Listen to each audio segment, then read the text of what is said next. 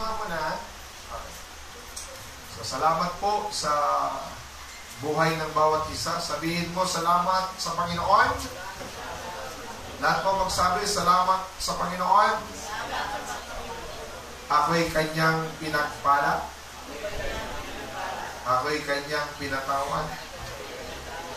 Ako kanyang pinili upang maglingkod sa kanya habang ako'y nabubuhay.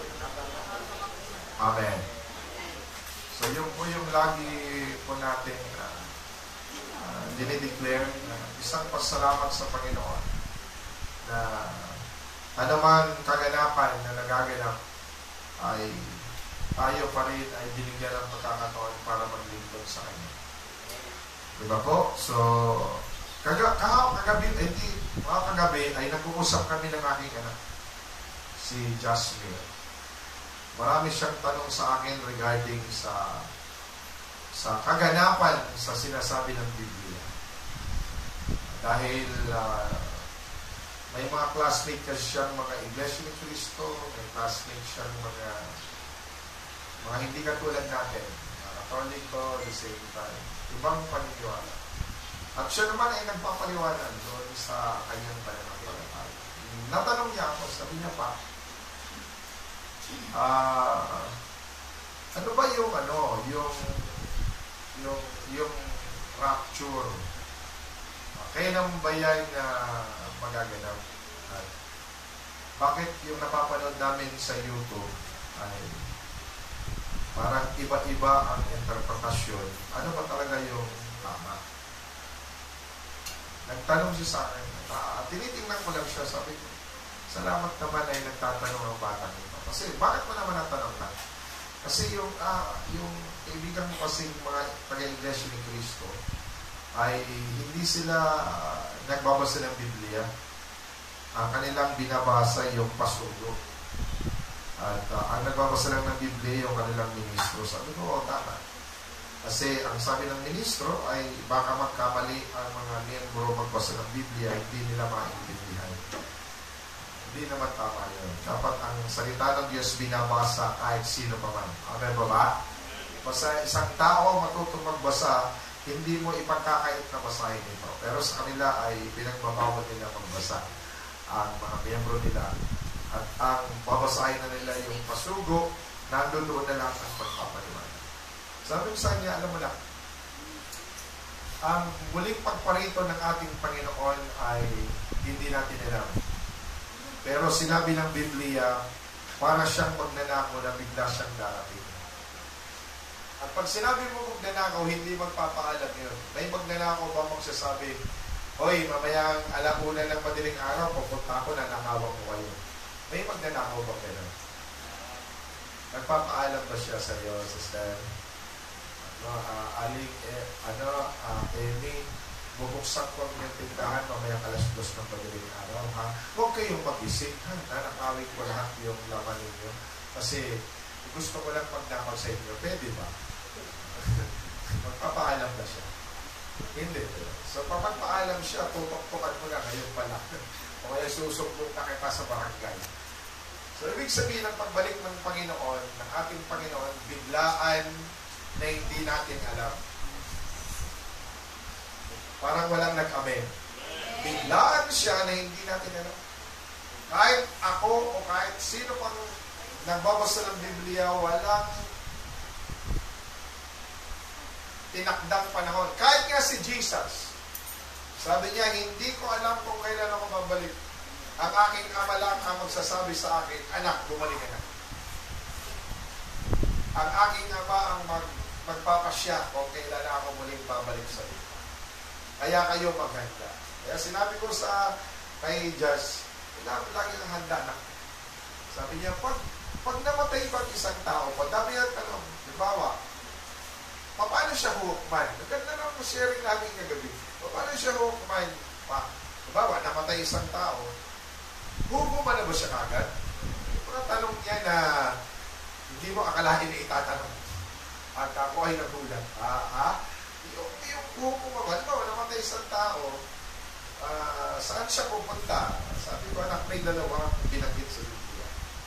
isang tao na hindi tumanggap kay Kristo, kahit siya'y gumagawa ng mabuti, na hindi siya tinanggap niya ang kaligtasan kay Kristo, hindi siya makakapunta sa langit. Tama po ba? Naniniwala po ba kayo? Parang kaya nyo maniwala. Kahit mabait ang tao na yan, hindi nag-aaway, hindi nag-aagabyado, kapag hindi niya tinanggap si Jesus na kanyang Panginoon at tagapagligtas, hindi siya malalangit. Kasi sabi ng Panginoon, I am the way, the truth, and the life. No one will come to the Father except by me. Kung hindi mo tatanggapin ako na iyong Panginoon, paano makakapunta ng langit? Tama po ba? Kaya sabi niya, ibig sabihin pala pa, yung mga hindi tumanggap kay Jesus, kahit mabait siya, hindi siya makapunta ng langit. Exactly. Kasi, ayan ang sinasabi ng salita. So, ibig sabihin pala pa, pag namatay isang tao, hindi niya tinanggap si Jesus, saan siya mapupunta? Sabi ko naman, ang Biblia nagsabi, mapupunta siya sa tinatawag na Hades. Sabi niya, anong Hades? Yung Hades ay isang pagpapahirap ng isang kaluluwa. Ayun na ba yung impyerno? Oo, pero hindi pa yung tinatawag na eternal fire. Yung doon kasama ang demonyo at ang mga espiritu ng demonyo na itatapon doon sa tinatawag na dagat-dagatang apoy. Yun ang ano namin. Eh, halimbawa, tinanggap ko ang Panginoon, namatay ako. Saan ako pumunta? Of course, doon sa kalangitan. Ang tawag doon sa kalinga ni Abraham. Yan po ay lugar ko sa langit ng lahat ng mga pumapayapa ng mga Kristiyano, pupunta ron sa pangangalaga o pagkalinga ni Abraham. Nandun sila'y nakakatanggap ng kasiyahan, doon sila'y nagpupuri sa Panginoon. Pero wala pa po roon sa tinatawag nating kaluwalhatian ng Diyos. May mga ano po kasi yan, ilang beses sukman ng tao. Sabi ko, bago ko tanong na ka, sabi ko, hukman ng tao, dalawa. Eh, paano po yun? Pag halimbawa, pag namatay na, wala siyang Jesus, namatay siya, diretso sa Hades. Ibig sabihin, wala na talaga ang paghukom sa kanya, unang paghukom yan? Oo. Eh, anong huling paghukom? Eh, doon sa dagat-dagat. Eh, akong Kristiyano.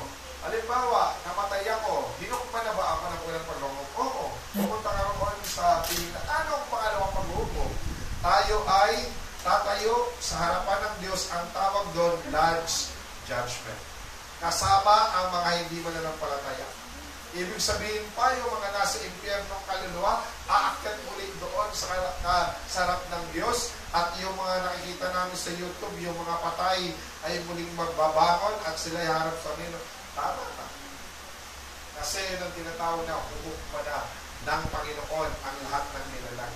Galing man yan sa impyerno, galing man yan sa ilalim ng dagat, bibigyan yan sila ng na ang kanilang kaluway muling magbabalik at harap sila sa Panginoon at doon na ang paghatol ng Diyos.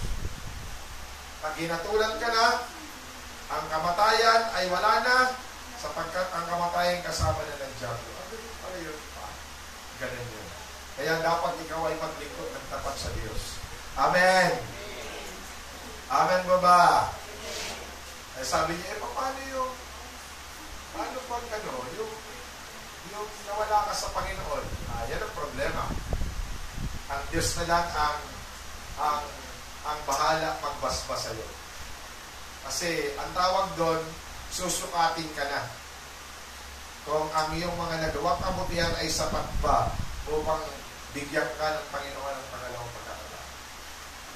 Sinabi ko pa sa inyo, alam mo na, yung mga mahihirap na mga Kristiyano, may pagkakataong mamuhay ng may kasaganaan sa loob ng 1,000 taon. Sabi niya, ang tagal mo na.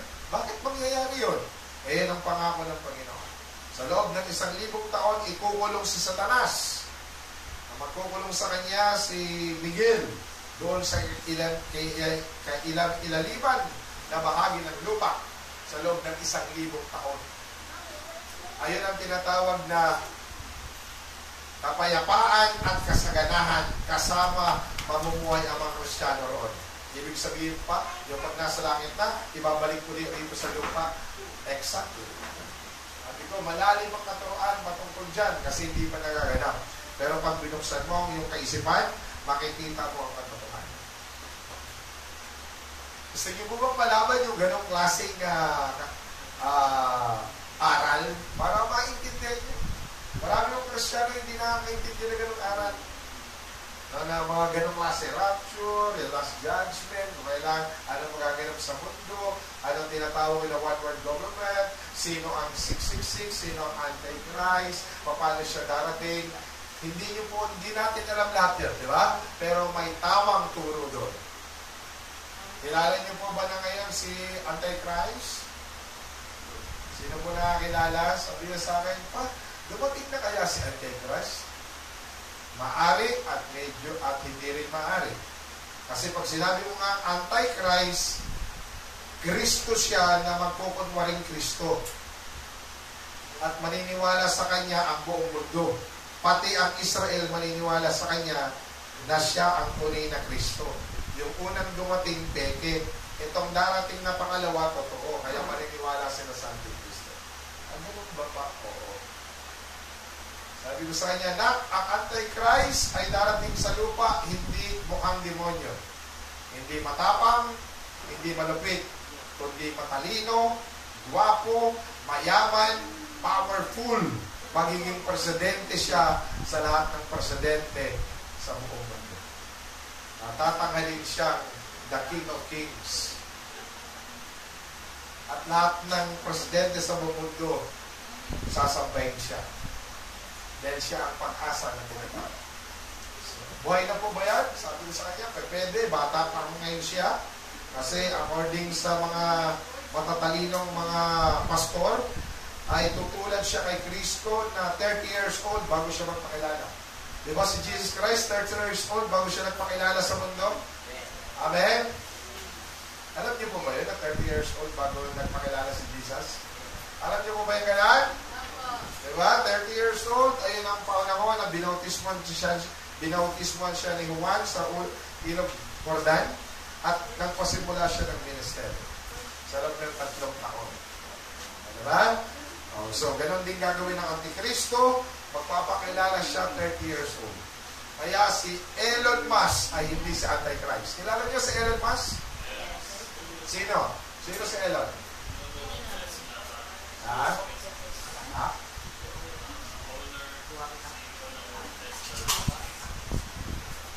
Siya na po ang pinakamayamang tao sa buong mundo. Naangatan niya na si Bill Gates.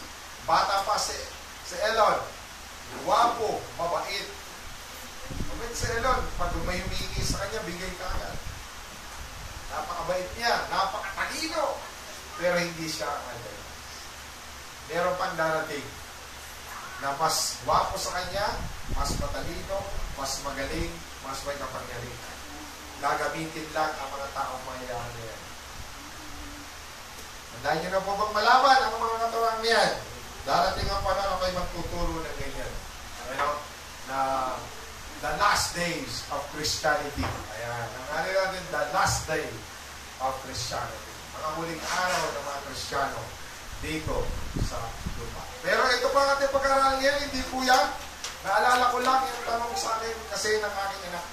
Patungkol doon sa rapture. Isa pa si Jasmine. Parang hindi ko nakita. May pinuntahan. Parang biglang nawala. Na-rapture na. Ito po ang ating pag-aaralan. Lahat magsalita. 1, 2, 3. Lahat magbasa. Go! Kung tatanungin ko kayo ngayon, nasaan ka ngayon? Siyempre, sa church. Kaya minsan, pag may kilala kang Kristiyano, i-text mo, Sister Brad, nasaan ka ngayon? Di ba linggo ngayon? Hello? Dinetext mo ba? Pag may alam kang Kristiyano na hindi mo nakikita sa simbahan, dinetext mo, Sister Brad, nasaan ka ngayong lugar? Di ba, dapat linggo ngayon nasa church ka? Amen mo ba? So, yan po pag-uusapan natin. Saan lugar ba ako nakatindig? Ibig sabihin, pagtatanong, kung tama ba yung kanyang direksyon, kung tama ba yung kanyang kinalalagyan, kung tama ba ang kanyang pagkatao, kung tama ba na siya ay ganyan, o tama ba ang kanyang desisyon, saan lugar ba siya? Ano ba ang kanyang pinapaniwalaan sa ngayon? Saan lugar ba ako nakatindig? Sige po, magbabasa po tayo ng salita ng Diyos. Ito po, bibilisan natin to dahil communion ngayon. Sinabi ni Jesus, basa, 1, 2, 3, go! Lakasan nyo naman po. 1, 2, 3, go! Makikilala ninyo ang katotohanan at ang katotohanan ang magpapalaya sa inyo. Amen po ba? Amen. Makikilala ninyo ang katotohanan ng katotohanan na magpapalaya sa inyo. So, ibig sabihin, tatanungin ko po kayo, kayo pong narito ngayong umaga, nakilala nyo na ba ang katotohanan? Amen. At pinalaya na ba kayo nito? Amen.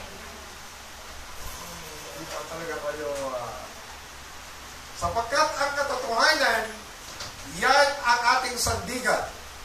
Hindi tayo maniniwala kung hindi natin pinapaniwalaan na totoo ang sinasabi ng Panginoon. Hindi tayo maniniwala kung hindi natin pinapaniwalaan ang sinasabi ng Biblia. So, ang katotohanan ang magpapalaya sa atin. Go! Basa po tayo. Mateo 3:18, 23, basa, 1, 2, 3, go! Magiging kayo at gawain ang kahulugan ng talinhaga tungkol sa mga asik.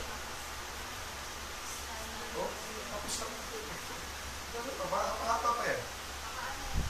Nabaliktad? Okay, sige. 19. Kapag ang isang tao ay nakikinig ng mensahe tungkol sa pagkakari ng Diyos, ngunit hindi naman nila ito tunawa. Siya ay katulad ng nilaglag sa daan. Lumarating ang masama at agad nilagay sa kanyang isip ang mensahe kanyang napakinggan. Ang katulad naman ng hindi nilaglag sa mabatong lupa ay ang taong nakikinig ng mensahe na agad at masayang tumanggap ito. Ngunit hindi tumibo ang mensahe sa kanyang puso. Sandali lamang ito nananatili at pagdating ng makapagpilihan at pagbago dahil sa mensahe at agad siyang maliko sa kanyang pananampalataya. Dos. Ang hindi namang nahulog sa nakikinig na halaman ay ang mga taong nakikinig ng mensahe, ngunit dahil sa pagkalisap sa maraming mga bagay at pagmamaling sa kayamanan, nawawalan ang buwang sa kanilang puso ang mensahe na nandinig ito nagkakaroon ng unang. Last verse. At ang katulad naman ng bibig na nasik sa matabang lupa ay ang mga taong dumilig ang pagkakawang susik sa mensahe.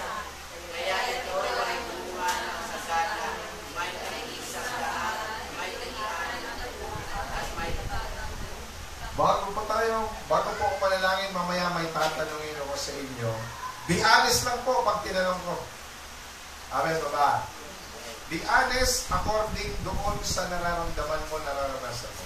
Huwag kang sasagot ng hindi mo talaga naiintindihan. Be honest, kasi ang pagiging honest sa sarili mo, doon ka makakalaya. Amen ba ba? Yumukob mo tayo at manalangin. Banal na mga inahandog ko muli, O Diyos, ang salita mo. Nawa, Panginoon, basbasan mo ito at pagpalain ng bawat isa. Bigyan kami ng kalaman, bigyan kami ng sapat na panungaan upang maintindihan namin, Panginoon, ang nais mong ipahayag ngayong umaga ito. Miling po ko sa iyong kapangyarihan, sa iyong Santo Espiritu. Ako, Panginoon, ang iyong bigyan ng anointing, bigyan, Panginoon, ng iyong basbas upang maipaliwanag ko ito na ayon sa iyong kalooban, hindi ko sa sarili kong kalooban. Iangat, maangat nawa, Panginoon, ang iyong kaliwalatian at iyong pangalan at ako po, Panginoon, ay maibaba. Kung ako magsasalita ng hindi sagalang sa iyo, ako po, Panginoon, ay patigilin mo. Bagkus, Panginoon, hihiling ko ang iyong patnubay upang lahat ng sasabihin ko ay binasbasan mo at pinagpala. Salamat, Panginoon, ngayong umagang ito sa pagpapalang ito na ang lahat ng makikinig sa umagang ito ay pagpapalain mo at babasbasan mo at magkakaroon ng Diyos na magandang implikasyon sa kanilang buhay. Ito po ang aming dalangin sa pangalan ni Jesus. Amen. Balik po tayo roon doon sa yan, sa 1919. Okay. Ulit-ulitin ko ito Kapag isang tayo makinig ng mensahe tungkol sa pag-aari ng Diyos, ngunit hindi naman niya inuunawa, siya ay katulad ng bibing na laglag sa daan. Okay. Kapag ang isang tao, tumutukoy po ito sa Kristiyano o hindi Kristiyano. Alright? Tumutukoy ito sa Kristiyano o hindi Kristiyano.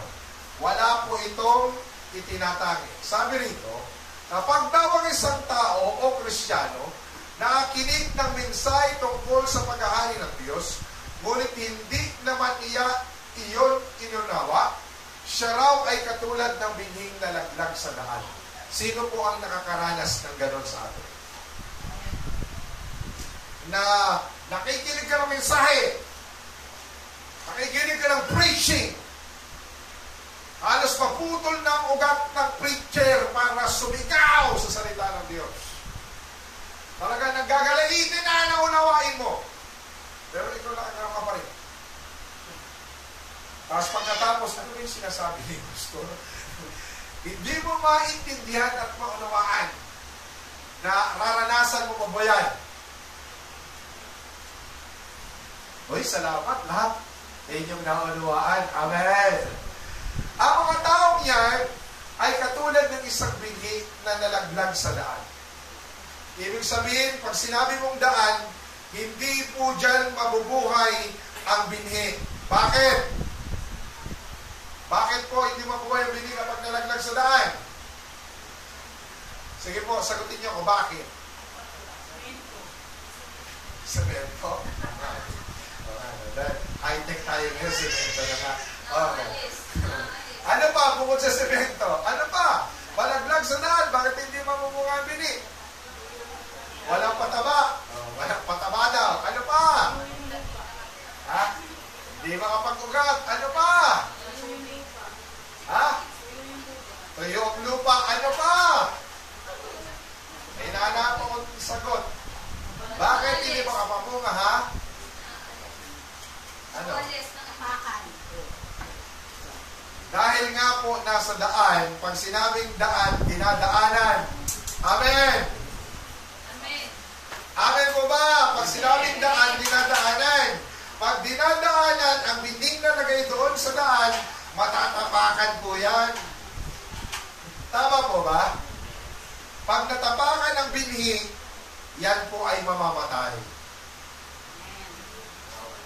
Naiintindihan niyo po ba?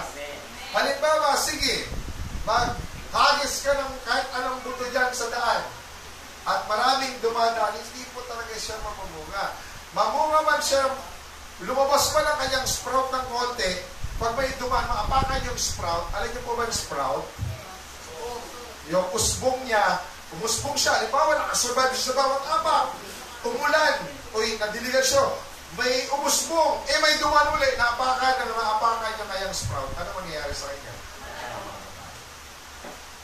Ganon po raw ang isang tao, kapag nakarinig ng salita ng Diyos, pero ang kanyang pag-unawa, nilagay niya ang salita ng Diyos sa daan. Kaya walang halaga sa kanya ang salita ng Diyos. Okay? Yan na, darating po ang masama at agad inalis ang isip ng mensahe sa kanyang napakinggan. Sino po yung masama? Sino pong binabanggit dito na masama? Diablo po ba? Dumating daw ang masama at agad inalis sa kanyang isip ang mensahe kanyang napakinggan. Diablo po ba ito? Diablo po ba ito? Parang ayaw niya, hindi kayo sigurado. Diablo po ba ito? Pero hindi. Actually po, yan po ang masama, representing yan the works of the devil. Kasi po yung sinasabing masama, not necessarily na si devil lang yan o si Satanas. Yan yung kanyang mga alikores na gumagawa ng masama. Yan po yung mga kaisipan, isip. Yan po yung mga masasamang espiritu na nagbibigay sa iyo ng pagdadalawang isip para ang natanggap mong mensahe na sa isip mo ay unti-unti niyang tanggalin sa pamamagitan ng kasalanan. Patuloy kang gumagawa ng kasalanan kaya nakakalimutan mo na nawawala ng napakinggan mong salita. Okay, tuloy tayo. Ikaw ba ito? 20. Ang katulad naman ng bibing na laglag sa mabatong lupa ay ang taong nakinig ng mensahe, nakaagad at masayang tumanggap nito. Sino po ang nakakaranas dyan? No. Come on. Say, Brad Lods. Bawa, no? Isang tao raw na nakatanggap ng salita ng Diyos, yung pini, napunta sa batuhan. Ito yung mga taong excited. Yes! Yes! Gusto mo yan? Tama yan! Wow! Yahoo! Talagang tama, Pastor! Maganda yung sinasabi mo! Naniniwala ako dyan! Sasama ako dyan! Meron excitement. Pero, tuloy tayo. 21, ngunit hindi tumitimo ang mensahe sa kanyang puso. Sandali lamang ito na natili. Pagdating na mga kapigatian ng pagsubok dahil sa mensahe, agad siyang tumalikod sa kanyang pananampalataya. Ito yung mga taong may excitement.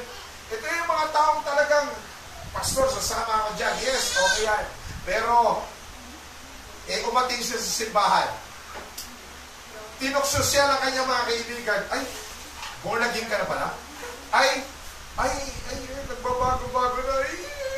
Nagbabasa ng Biblia. Di nga. Dahil nga, meron kang mga tinawag na persecution kagad, may mga problema kagad dumating, nakalimutan mo na ang salita ng Diyos. Marami bang nangyayari na ganyan? Marami po yan. Sa dami-dami ko noon ng mga Bible study, binibigyan ko pa nga sila ng kanilang kabubuhay. At nagagalit na sa akin sa pastora. Kasi napakadali kong lapitan. Pag ako noon nangangaral, tinatanggap nilang salita, excited sila. Meron pa nga rin umiiyak po. Pagkatapos, mga ilang buwan, pag pinuntahan ko na, wala na sa bahay. Hindi na sumisipot sa Bible study. Pag tinatanong ko, Sister, Brad, ba't di kayo nakapunta? Busy, Pastor. Pero nang naunang narinig nilang mensahe, talagang umiiyak pa sila eh. Pero tumagal, hindi na sila nagpatuloy. Meron po bang mga taong ganyan? Meron. Okay, sa 22, natataan natin ito. Sige po. Ang bini namang nahulog sa may matinik na halaman ay ang mga taong nakikinig mensahe, ngunit dahil sa pagkabalisa at maraming mga bagay at pagkahumaling sa kayamanan na wala ng puwang sa kanilang puso ang mensahe, hindi na ito nagkaroon ng bunga. Sino po yan? May tinik. Tama po, di ba? Ang kalaban niya rito po ay mga pangangailangan, finances. Marami po rin po ganyan. Di ba nga may nabanggit na po nga sa inyo na lumapit po sa akin, humihingi ng pambili ng bigas. Hello? At pinatanggap ko sa Panginoon. Tumanggap naman sa Panginoon. Amen. Kasi binigyan ko ng pambili ng bigas eh. Tama po ba? At iniyaya ko, Sister, pwede bang magsimba ka sa linggo? Opo, Pastor. Nagsimba ba? Wala eh. Yan yung mga taong talagang ang grabe yung kanilang kahirapan. Kaya hindi nila nagagawang magsimba o magpasalamat sa Diyos dahil ang isip nila, magsisimba ako, mag-aano na lang ako, didiskarte na lang ako, baka makakuha pa ako ng pambili ng bigas. Tama po ba? Amen. Tama po ba? Amen. Baka rin si Mari, nabilitaan ko, nanalo ng ending kagabi. Pupuntahan ko na lang muna. Okay, nanalo ng tongkit yun eh. Ay baka ako mabalatuan. Magsisimba ako. Ano pa ako dyan? Yan yung mga tao talagang kulang talaga sa pinansya. At maraming mga taong ganyan. Meron naman ng mga tao na tinulungan mo na. Meron nga po kasi akong isang, ay hindi lang isa, hindi lang dalawa, hindi lang tatlo, hindi lang apat, hindi lima. Ay naku, napakarami na. Nang ako po ay maraming pang blessing, kasi ugali ko po, pag ako po ay maraming blessing, ako po ay bigay ng bigay. Pag wala naman, ano, bibigay ko. Wala na nga. Pag ganun kasi ugali ko talaga, pag maraming bigay ako ng bigay. Merong mga pamilya na nakita ko ang buhay nila ng ikaos. Binigyan ko po sila ng puhunan para magpasimula. Magtinda ng mga kakanin, magtinda ng anong-anong mga tinda para matulungan ang kanilang pang-araw-araw sa buhay. Tinanggap nila yung puhunan na yun. Pagdating ng ilang buwan, naubos ang puhunan, hindi na nagsimba. Ang sakit sa bangs. May mga tao talagang gano'n.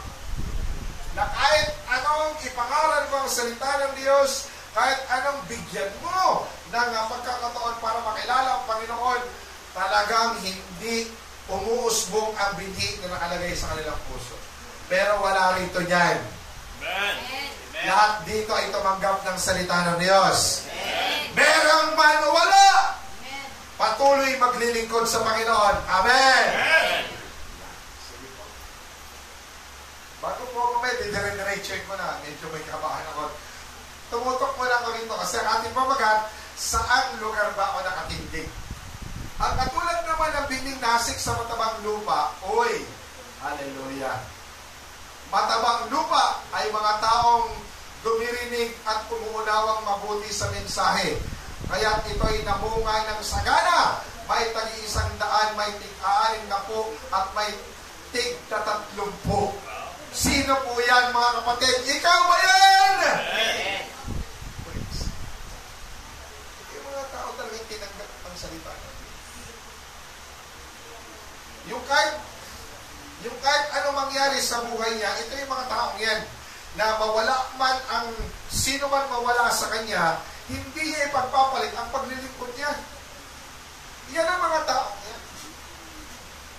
Nawala silang tulak kabigin, ano man mangyari, mawalan man siya ng blessing, magkaroon man ng blessing, magkaroon man ng kahirapan, magkasakit man siya, mapunta man siya sa hindi magandang sitwasyon, wala siyang iniisip paglingkuran ang kanyang Panginoon dahil ang salita ng Diyos sa kanya, na natanim sa kanyang puso ay ito ay namunga, ito ay sumagana at ito ay nagbigay kaluwalhatian sa Panginoon. Amen!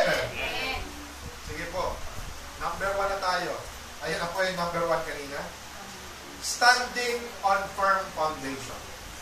Dapat sa buhay natin bilang Kristiyano, nakatungtong ka sa matatag. Amen po ba? Nakatungtong ka ba sa matatag na pundasyon? Tinatanong ko kayo. Parang may naamoy ba kayo? Kanina pa ako may naamoy. Inaamoy kayo ka kayo. Parang ulam yan. Ano ba yun? Parang muna akong sa labas. Minsan, mas maganda siya sa labas. Kanina pa naamoy.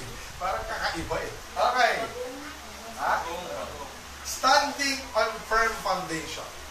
Ang mga Kristiyano, dapat kailangan nakatayo kung saan matatag ang kanyang kinakatayuan. Tatanungin kayo, nakatayo ka ba sa matatag na lugar? Ang pananampalataya mo ba ay nakatuntong sa matatag na lugar? Ibig sabihin, hindi po ito matitinag. Sige, tingnan natin. Diretso tayo. Anong klaseng pundasyon ang gusto mong patunayan sa buhay? O pagtayuan sa buhay mo? Anong klaseng pundasyon ang gusto mong pagtayuan sa buhay mo? Bato ba o ano pa man? Sige, basa ulit tayo ng salita ng Diyos. Bilisan natin. Sandali lang po. Sino po ang nagpagawa ng bahay na ganyan? Yung sarili, sino po rito may sarili mga bahay? Ayan, sila brother, sila sister Beverly. Na nagpatayo yan. Grabe, sabi ko, hindi naman ang mga poste yun, pang-limang palapag po. Lalaki Ang laki ng poste, halos. Ano ba yan? 10 by 10 ba yan? O 15 by 15? Sobra lang ang mga malalaki yan. So ganito po yun, kapag ikaw ay nagpatayo ng bahay, ang inuuna po, bubong. Amen?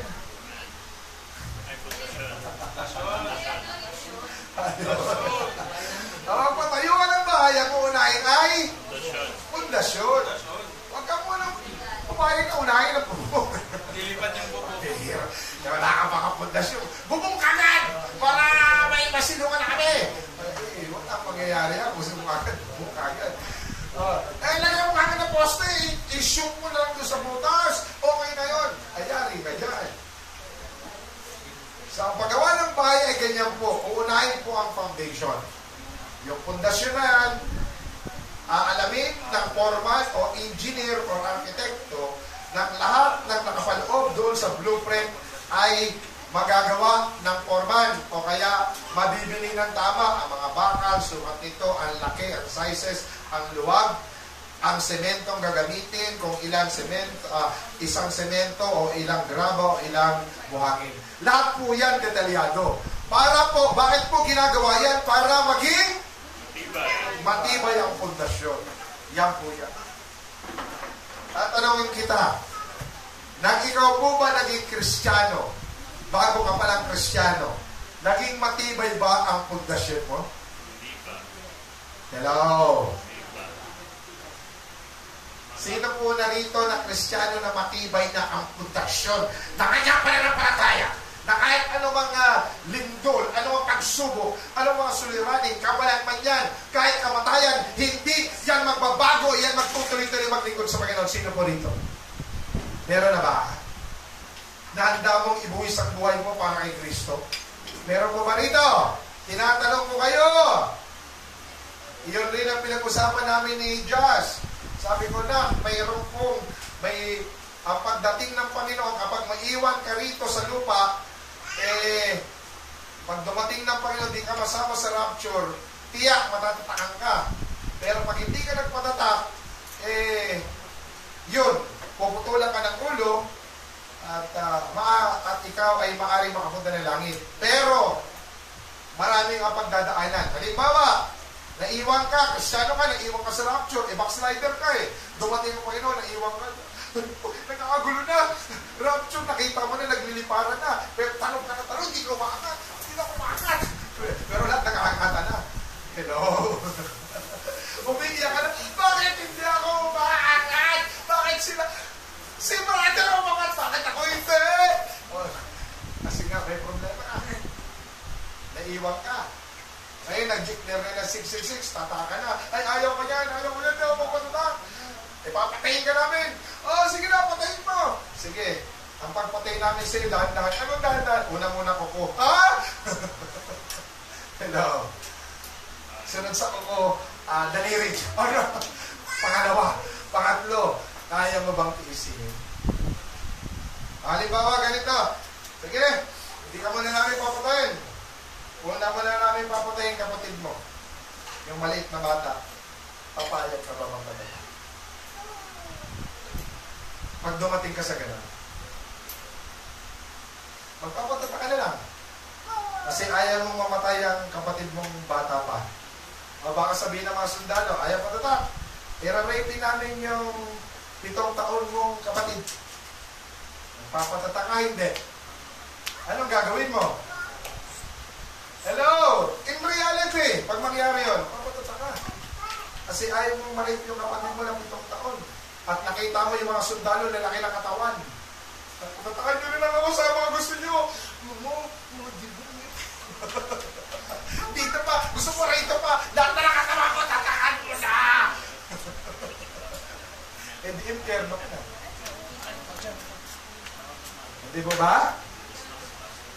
So, kailangan matibay ang pundasyon natin habang di pa dumarating ang ganong klaseng kaganapan sa ating buhay. Amen po ba? O parang wala nag-amen. Amen po ba? Amen! Darating po talaga yan. Sige po. Nagdari tayo. Sige po. Kaya nga, ang sino mang dumilinig ng mga pananalita kung ito ay sinagawa, ang mga ito ay mahinang tulad ko sa isang lalaking matalino ng tayo ng kanyang bahay sa ibabaw ng bato. Diretso po tayo. Bumuhos ang ulan at bumaha, umihip ang malakas na hangin. At tinampas ang bahay na iyon, ngunit hindi bumagsak. Ito ay sapagkat itayo niya iyon sa ibabaw ng bato. 26. Ang bawat isang dumilinig ng mga pananalita kung ito ay hindi sinagawa, ay may tulad ko sa isang lalaking mangmang na nagtayo ng kanyang bahay sa ibabaw ng buhanginan. Last verse, bumuhos ang ulan at bumaha, umihip ang malakas na hangin, hinampas ang bahay na yun, bumagsak ito at lubusang nawasak. Ngayon, ang tanong ko po sa inyo, ang tao na wala talagang seryosong paglilingkod kay Kristo, darating ang panahon ang kanyang pundasyon magigiba. Darating ang panahon ang kanyang pananampalataya ay mawawasak. Darating ang panahon ang kanyang pananampalataya ay mawawala. Darating ang panahon hindi na siya magpapatuloy sa paglilingkod. Kasi nga ang pananampalataya ay hindi talaga nakatukod sa bato na si Kristo ang kanyang pinapapurihan. Ang pananampalataya niya nakatutok sa mga bagay rito sa mundo. Nakatutok sa tao, nakatutok sa mga pangyayari, nakatutok sa pangangailangan, lahat, nakatutok sa lahat. Hindi lang talaga yung Kristo. Kaya pag dumating mga problema, madali siyang unti-unting bumabagsak at nabubuhay. Tuloy tayo mga kapatid. The reality of life. Ito po ang reality ng life. Sige po. This is the reality of life. Naghahanap ka ng seguridad. Tama po ba? Tama po ba? Lahat tayo naghahanap ng seguridad. Ayan talaga ang tunay sa buhay. Gusto niyo po ba ang bahay niyo kahit sino pumapasok? Ayaw. Hello? Ayaw. Di ba ang tatay mo o nanay mo, pag, oy, sarado niyo pito, ayusin niyo pag sarado ha. Kasi may nababalitaan ngayon na biglang pumapasok sa bahay, tapos pinagbabaran, pinagsisaksak. Tama? May mga balitang gano'n, di ba? Ay, kailangan yung bahay natin, o yung bintana, isara mo, yung gate, isara mo. Ha? Kasi naghahanap tayo ng seguridad. Amen. Ayaw natin mapahamak. Tama po ba? Amen. Pero, kamusta ang kaluluwa mo?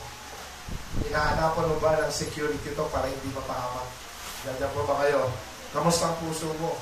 Hinahanapan mo ba ito ng seguridad, Panginoon? I-secured mo ang buhay ko. I-secured mo ang pananampalataya ko. I-secured mo, Panginoon, ang paglilingkod ko sa iyo. Kahit dumating man na anong mga pagsubok sa buhay, magiging tapat ako. Magpapatuloy ako maglingkod. Amen? Amen. Pangalawa, ayaw mo na may magulong buhay, gusto mo safe ka. Amen po ba? Amen. Gusto mo ba sa bahay ninyo na lagi nag-away? Ayaw. Gusto niyo ba ang bahay ninyo, nakita mo, tatay mo, nanay mo, bato mo, kahit pa, pinato mo ka na kaldero, babatuin kita ng bread. Gusto mo ba yun? Ayaw. Gusto mo masayang buhay. Gusto mo safe ka. Eh, kamusta ang iyong paglilingkod? Hindi po ba maganda? O marami kang iniisip sa buhay mo? Marami kang dumarating ng mga negative sa isip mo. Tutuloy ba ako? Hindi. Magpapatuloy ba? Hindi. Merong mga pag-agam-agam. Dapat ang Kristiyano, hindi nag-iisip na gano'n. Ang Kristiyano, ano man ang mangyari, tuloy maglilingkod kay Kristo. Pangatlo, the reality of life. Kung gusto mong makuha yun, pagsikapan mo. Amen po ba? Kung gusto mong seguridad, pagsikapan mo. Kung gusto mong magandang buhay mo, ngayon pa lang magsikap ka kung bata ka pa.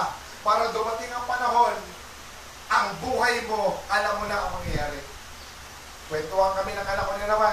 Pagkatapos ni Josh, si Blessy naman. Kailan yun ha? Tapos si Blessy naman. Kwentuhan naman namin ni Ate Blessy. Natulong. Kwentuhan namin, sabi namin, na kailangan paglaki mo. Ha? Marami kang tatawagin. Inday? Yes, ma'am. Handa mo na yung aking kwarto, matutulog na ako. Yes, ma'am. Manong? Yes, yes, ma'am. Inayos mo na ang kotse ko. Baka papasok na. Yes, ma'am. Kuya? Yes, ma'am. Ang dami mong tinatawag. Amen po ba?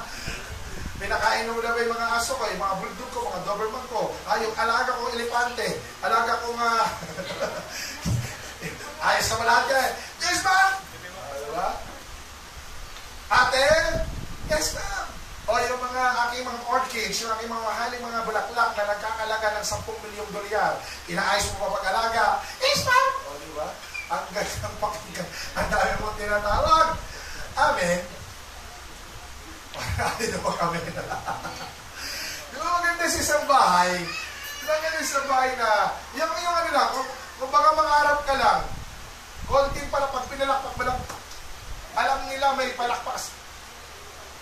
Test. Wala na, nawala. Test. Sound. Sound. Alam nila ang palakpak mo. Pag isang palakpak, lalapit si Manong. Pag pangalawang palakpak, lalapit si Inday. Pag pangatlong palakpak, si Badong. Pag pangatlong palakpak, di ba? May palakpak. Ma'am, bakit po? Bakit kayo na palakpak mo? Di ba? Ako po yun eh. Gusto rin mo ba yun? Ang dami mong katulong sa buhay. Pagsikapan mo yan. Amen! Mga kabataan, pagsikapan mo kung gusto mo siguridad ang buhay mo sa darating na panahon. Mag-aral ka. Magtiyaga ka. Handa mong pagsikapan ang buhay. Lumaban ka sa buhay. Magtiyaga ka habang nagtiyatyaga ka. Dahil sa darating ng panahon, pagpapalain ka. At lahat ng pangarap mo ibibigay ni Lord. Sige po, tuloy tayo. Pangalawa, the values of firm foundation. Sige po, ano pong value ng matatag na pundasyon? Ito po. Awit 127 verse 1. Maliban nga si Yahweh ang nagtatag nitong bahay, ang ginawa ng tayo ay wala rin kabuluhan. Maliban nga na si Yahweh ang lunsod ay gumabay, ang pagmamasid ng bantay ay wala rin saysay. Ibig sabihin, dapat ang bawat tao, bawat tahanan, bawat trabaho, bawat mag-aari, ibinibigay sa ating Panginoon. Amen. Dapat to inaalay sa Panginoon. Amen. Lahat ng iyong pag-aari, Panginoon, sa ito. Iaalay ko sa ito, basbasan mo ito. Katulad ginawa ni Princess. Yung kanyang motor, nakala ko NMAX, kasi malaki. Kaya pala, click lang. Saan na pala nag-click ngayon eh. Kala ko NMAX. Ganun po dapat ang Kristiyano. Mayroon kang konting pag-aari na nabili mo. Ihandog mo yan kay Yahweh. Amen! Amen. Ipabasbas mo yan. Amen. Tawagin mo ang lingkod ng Panginoon para basbasan yan. Kung naalam mong mahalaga. Pag nakabili ka ng yate, tawagin mo ko, ikot mo ko sa South China Sea. Hasta na kami na yate. Punta tayo sa South China Sea. Ito na lang brad. Medyo dito lang ako. West Philippines Sea pala. Ano ba mas maganda? West or South? West Philippines Sea. Walang kalaban dyan. Chinese Cup. Chinese Cup. Pag South? South China Sea. West Philippines Sea. West Philippines Sea. Sinabi ko nga sa South China Sea. Doon kami mamamasyal. Tuloy tayo. Every Life Foundation. Dapat po ang values of firm foundation, ang bata dapat i-train habang maliit pa. Amen. Ang sabi rito, Kawikaan 22:6, ituro sa bata ang daang dapat niyang lakaran at hanggang sa paglaki di niya malilimutan. Tama po ba? Kaya ito si Little Mike Quinn. Dito na, di ba, nagsisimba na yan, tapos marunong na yan siyang magpakas ng kamay, tama, marunong siyang pumalakpak. Nakikita niyo na ang daan ng pagiging Kristiyano. Nawa hindi magbago. Sister, ngayon ay nakipaglaban pa tayo kay Bethany. Kasi may mga panahon talaga na ang kaaway gustong iwalay ang ating mga anak sa paglilingkod sa Panginoon. Pero naniniwala tayo pag ang binasbas sa iyo ng Panginoon, ibabalik niya ng Diyos. Amen ba ba? Dahil ako nang maliit pa ako, bata ako sa simbahan, sa baptist. Di ba? Pinikwento sa inyo yung aking gawit hanggang dito lang. Dito lang yung buhok, tapos yung albulat. Tapos siguro mga 5 years old ako noon, kumakanta kami sa baptist, di ba? Yung dulo, or the number me, for yes, ang dulo, or the dulo, ganun kami dati. Mga choir kami. Pero lang ako ay nagbinata, naging luloko kong bata. Naging barumbado ako, naging addict, naging, Diyos ko po, naging sakit ng barangay namin sa Tondo. Pati eskwelahan namin, sinusuka kami ng Obina Brothers. Pero laki ako ng ng maliit pa ako na ang galing ko dati mag-memorize ng Bible.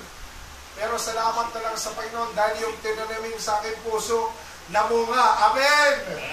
At ako'y tinawag ng Panginoon. Amen ba ba? Who knows, kay eventually dumating, maging pastore yan. May mga ganong mga bagay. Nakala natin ay wala nang pag-asa. Pero dahil sa inilagay natin ang salita ng Diyos sa pagbata pa sila, darating ang panahon, uusbong yan at gagamitin yan ng Panginoon. Amen ba ba? Dapat kayo mga kabataan pala ngayon. Ito para sa inyo mga kabataan. Early foundation. Sige po. Sa kabataan naman, ito po. Positive Youth Foundation. Timothy 2:15. Sikapin mong maging kalugod-lugod sa Panginoon ng Diyos, isang manggagawa walang dapat nakahiya at dapat magamit sa salita ng katotohanan. Mga young people.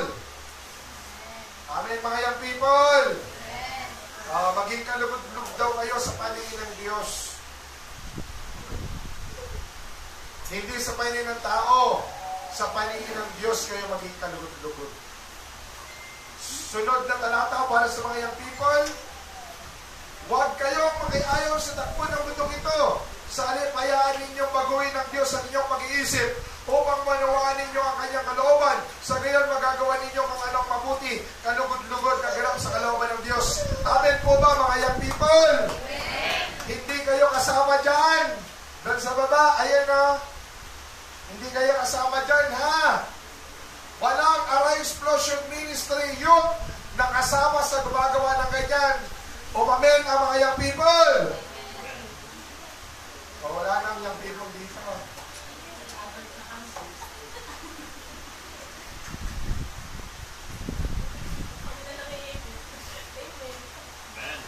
Good. Basta wala kang asawa, youth ka pa rin. Kahit matanda ka na, youth ka pa rin. Kahit 50 ka na, kahit wala ka pa rin, youth ka pa rin. Tawag sa iyo, young professional. Ibig sabihin mga kabataan, dapat lagi ang inyong pananaw ay positibo.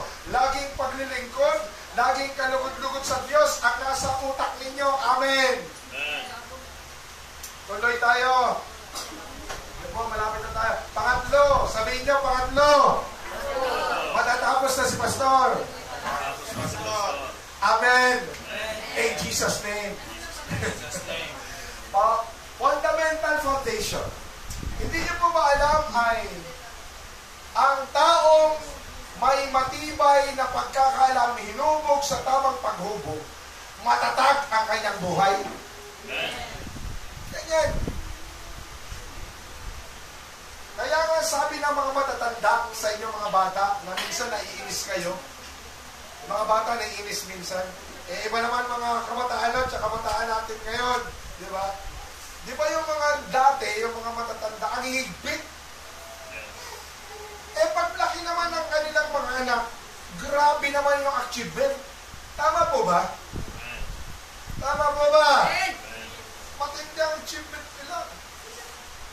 Yung mga teacher dati na mga nampupukpuk ng kamay, tsaka ng papato ng eraser, naranasan ko yun. Kami, naging matino kami.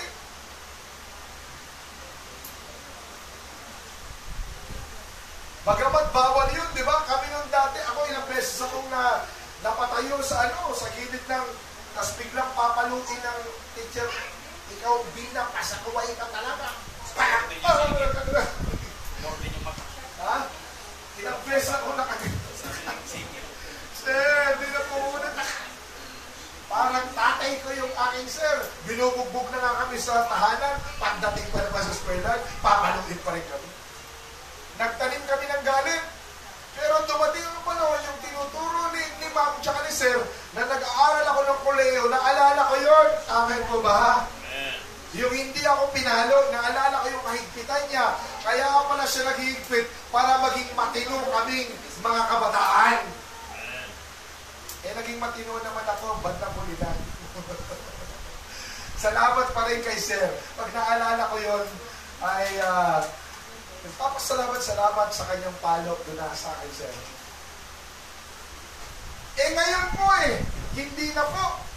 Ang foundation po ngayon parang okay na. Ang mga magulang ngayon, medyo natatakot ng sakta ng mga anak, natatakot ng paluin. Tama ba? Tama. Kasi ang panakot ng anak, anong panakot ng anak? Susumbong ko kayo sa bawsi.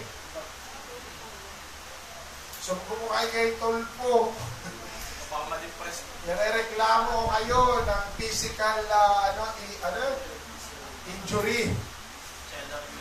Child abuse. Tama ba? Kaya tuloy ang mga magulang, bahala ka na nga sa buhay mo. Sige, gawin mo kung gusto mo. Kung saan ka masaya, sige! Yung mga magulang, gusto mo lumayas ito, Diyos ko, no? Bakit mga magulang? Bahala ka sa buhay mo. Kasi nga hindi na kanila madisiplina kasi nga may batas na. Okay, sige po, tuloy tayo. Build yourself in the right teaching. Ito po, fundamental, Build yourself the right teaching, the right doctrine, the right belief that will make you sure about your dedication and serving God. Nobody can change your perspective and serving Christ. Dapat bilang mga Kristiyano, ang iyong paniniwala, dapat ikaw ay magkaroon ka ng tamang katuruan. Ang natatanggap nyo ba rito sa Explosion Ministry, tama po bang katuruan? Amen. Tama po bang doktrina? Amen. Tama po bang paniniwala? Amen. Para raw, magkaroon ka ng dedikasyon na paglingkuran mo ang Panginoon na kahit sino yan. Sino yan? Pag sinabi kahit sino, magulang mo, nanay mo, tatay mo, kapatid mo, ate mo, boyfriend mo, girlfriend mo, best friend mo, hindi makapagbago sa paglilingkod mo sa Panginoon. Amen! Amen. Kasi nga, ikaw ay build ng salita ng Panginoon. Ikaw ang pananampalataya mo nakatukod kay Kristo. No one and nobody can change your dedication and serving God. Can you say amen? Amen. Yan po yung fundamental. Tinutukod tayo, tinuturuan tayo ng tama, na manindigan tayo ng tama. Last. May last na po ba? Ito po. Watch out for... The world. Hindi po. Sige, isang pindot. Foundation shaker. Alam niyo mo ba yung foundation shaker? Lindol. Ang foundation shaker, ito po. Sige po, lindol, baha, anan. Yan yung mga foundation shaker. Ibig sabihin, sa isang pundasyon mo sa tahanan, natural, kahit pinakamatibay mong pundasyon, dahil lindol na lindol, unti-unting nagigiba ang pundasyon mo. Tama ba? Nagkakaroon ng crack ang ilalim. Tama ba? Tama po ba? Baha.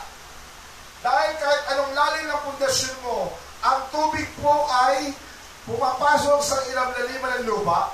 Pag lumambot ng lupa, kung saan mo doon sinemento, unti-unti yan bumababa ang pundasyon mo. Habang tumatagal. Nagugulat ka, bakit nagtitipak-tipakan yung ating yung ating flooring? Eh, ang tibay naman ang foundation natin ito. Kasi habang tumatagal, bumababa ang lupa. Dahil sa baha. Pangatlo po, anay. Amen. Kahit semento ang inyong tahanan, kaya pa rin yan pahinain ang foundation mo ng anay. Kasi po, ang anay po, kumukot-kot din yan ng mga bato. Kaya po nila sa magitan ng ilang mga ngipin na daan-daan po nilang kinukot-kot yung mga bato na yun. Rumurupok po ang bato pag nakababad na po yan sa tubig. Laging nababasahan ang ulan, laging nababasaan. Rumurupok ang bato at anong tibay. Unti-unti ang mga anay na yan, nakakababa rin yan ang pundasyon na nakasira. Spiritual naman, ang lindol na mga problema, kaya nangihina ang pananampalataya. Tama po ba? Amen. Laging bumabaha. Mga suliranin ninyo sa buhay, mga kawalan, pag-aaway-away. unti-unting nangihina ang inyong foundation, anay. Sa lahat ng mga niririnig mo, mga negatibo, lahat ng naninira sa gawain ng Panginoon, lahat na nag-aakay sa iyo na wag na magpatuloy sa paglilingkod, anay tawag dyan. Unti-unting humihina ang pananampalataya mo at hindi mo alam unti-unti ka na palang bumibigay. Andiyan po ba kayo? So watch out for foundation shaker. Ang pinakamatinding foundation shaker, alam na natin si Satanas. Amen? Gagawin niyang lahat para mawala ka sa paglilingkod. Gagawin niyang lahat para ang foundation mo ay mawala sa kinakatayuan. So naniniwala mo ang bawat mga anak ng Panginoon, magiging matibay ang kanyang paglilingkod. Can you say? Amen. Ano man mangyari, hindi ka hihinto sa paglilingkod. Tutuloy ka, lalarga ka, at iisipin mo, makakarating ako, Panginoon, sa pagkatunguhan. Makakasama ko sa tinatawag na rapture. Amen! Tumayo tayong lahat. Habang kayo po tumayo, ay hiniling ko ang mga musician. At tayo po'y magkukumigay. Hallelujah. Pwede po bang makainin ng tubig? Kaya po tubig, kanina pa po na iirinan.